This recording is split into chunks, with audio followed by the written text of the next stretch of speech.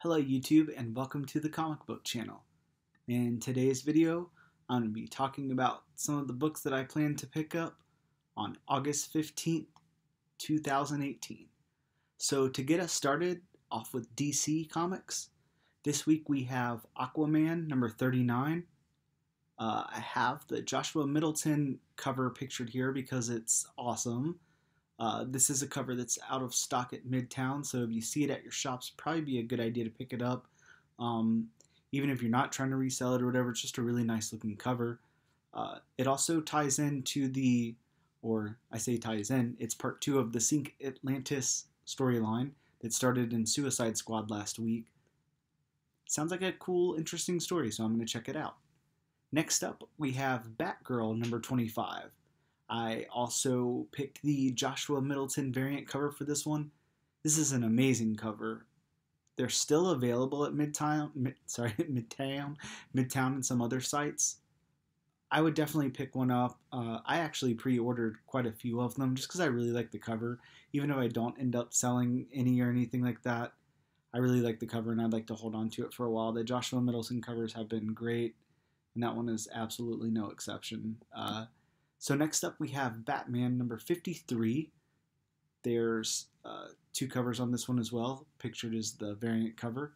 This is another part of the Cold Days storyline with Mr. Freeze's trial and Batman on that jury and whatnot. Next up, from writer Brian Michael Bendis, we have a new number 1, which is Pearl. This book has got a couple of different covers. This is a brand new creation. It's a tattoo artist who's an accidental assassin for modern day San Francisco Yakuza. So that sounds pretty crazy and out there, so I'll definitely check that one out. From Image Comics, we've got another new number 1 this week, and this is Crowded number 1. Comes with 2 different covers. It's got something called Reaper, which is a crowdfunding platform to fund assassins. So that's kind of, in a nutshell, just like a really quick little description of what that story is. Obviously, some more shenanigans going on there. So returning this week, we have Ice Cream Man number 6. This has been a really weird read for me. I really liked the first issue. I haven't liked one that's come out since that. Hopefully this is the one that turns it around for me. So we'll see how that one goes. Next up we have Skyward number 5. Skyward's been really awesome. This is the end of the arc for Milo G. Life, the conclusion of the pulse pounding first arc. Everything comes to head as Willa takes the fight to Barrow, and not everyone's getting out of this one alive, so that'd be cool. Next up, also from Image, is another ongoing, which is Weatherman number 3. This one's got 3 different covers on it. I still haven't read the second Weatherman, so I can't make much of a decision on it, but I did think that there was a lot of potential in that first issue, so I'm going to pick it up, try to read the second and third issues, and stay current with it.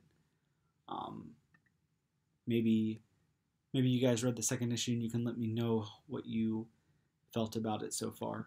Another annual coming out from Marvel this week is Cable Deadpool Annual, and it's got 2 different covers. The variant cover is a Rob Liefeld cover, and that's the one pictured here that I would like to pick up. Looks really cool. Love when Liefeld will, draw his old creations and stuff like that, so I think that's awesome. Also coming out new this week from Marvel is Edge of Spider-Geddon number 1. This is Spider-Punk, and he's back and better than ever. Another new book from Marvel, this one's got a regular Mark Brooks cover and quite a few other covers, is Extermination number 1. Cyclops, Iceman, Angel, Beast, and Marvel Girl, the original team of Teen Mutants brought together by Professor Charles Xavier many years ago, have been shunned through time to find a world barely recognizable, but were determined to help. Now finding themselves targeted for death, the future of mutant kind lies squarely in the hands of its past. So, sounds like a X-Men story.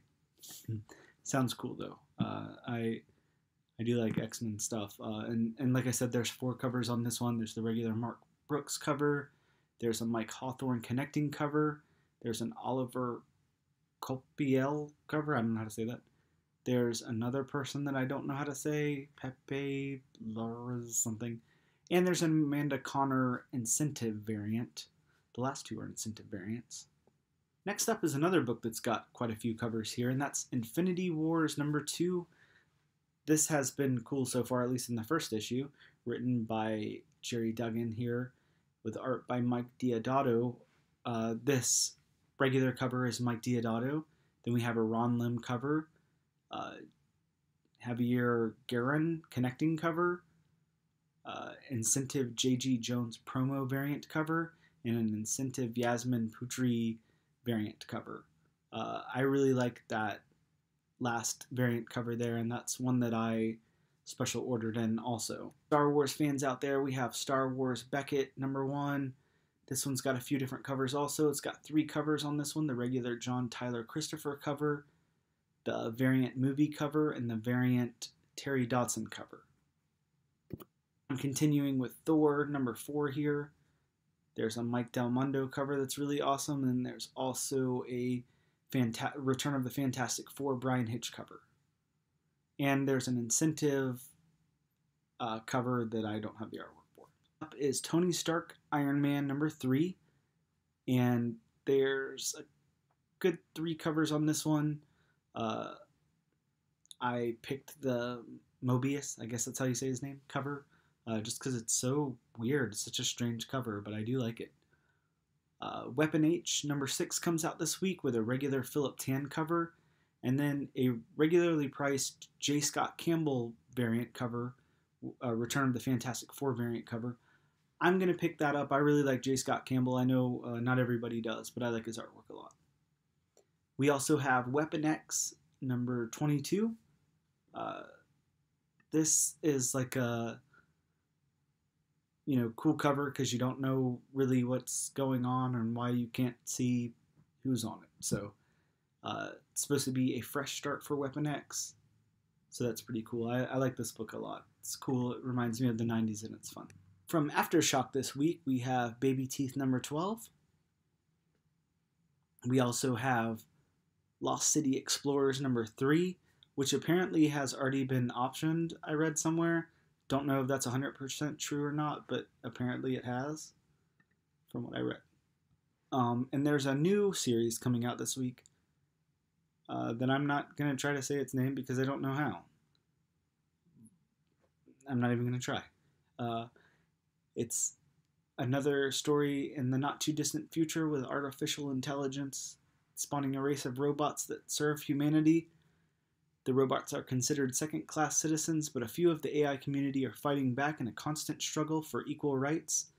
When a debilitating virus called Rust threatens all artificial life, salvation lies in the most unlikely of robot heroes. Not a warrior or a soldier, but in the obsolete construction worker and a dedicated caregiver. Together, Half 19 and Amber 7T embark on a perilous journey in search of a cure that could potentially change the balance of power on Earth forever. The next bold adventure from Aftershock begins here. This is from writer Ryan Parrott from Go-Go Power Rangers, Star Trek, Batman Gates of Gotham, and a new artist sensation, Omar Fresca from Star Wars and Mass Effect. Comes an epic quest dazzling future world told through the lens of Aftershock comics. Up next from Archie Comics, we have Archie Meets Batman 66 #2. I picked the regular Mike and Laura Allred cover here because Mike Allred is my absolute favorite artist. From Boom Studios, we have Mighty Morphin Power Rangers #30, and this is part of the Shattered Grid storyline.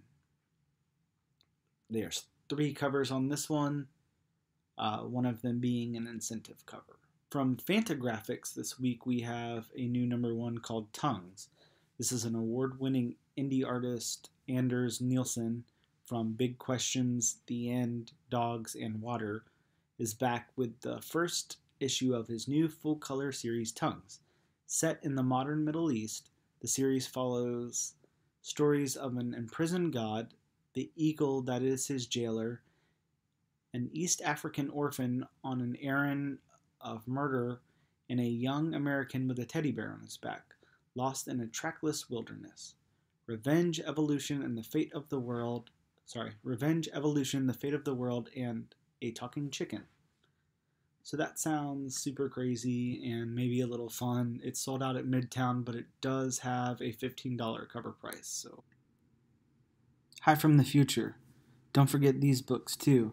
I forgot to add them in the video. Somehow messed up my editing.